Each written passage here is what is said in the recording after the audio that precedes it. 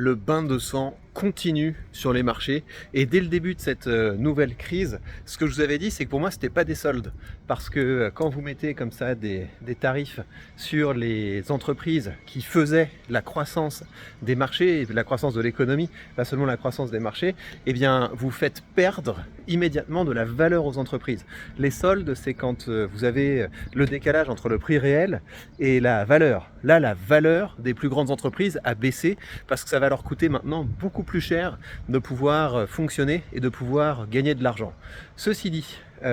moi la manière dont je traverse ça, il y a deux choses. Le portefeuille que je vous montre sur la chaîne, le portefeuille de Giro, celui-là j'ai dû faire une gestion un peu active parce que vu que j'ai un gros emprunt qui correspondait à peut-être 70% de la valeur du portefeuille, bah là j'ai dû faire quelques arbitrages, c'est-à-dire que j'ai réduit beaucoup mon exposition au marché américain et au MSCI World et j'ai renforcé ma position dans des bons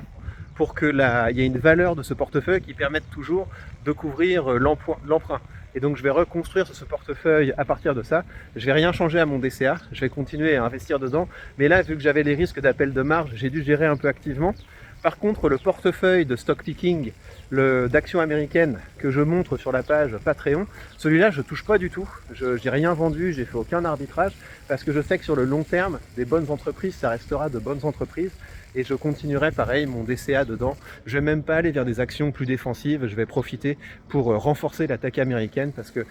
c'est justement quand tout le monde a peur de ça et tout le monde se dit qu'il faut vraiment être bête pour avoir de la tech américaine que je pense que c'est un assez bon moment pour renforcer, sachant que là je m'attends à ce que les marchés perdent encore 30%, 50%, ça peut vraiment baisser beaucoup parce que là on a complètement changé de monde et les entreprises qui avaient de la valeur n'en ont quasiment plus, et en tout cas dans la tête des investisseurs. Et puis l'autre chose, c'est que j'ai écouté l'interview du secrétaire au Trésor de Trump et il s'en fiche complètement.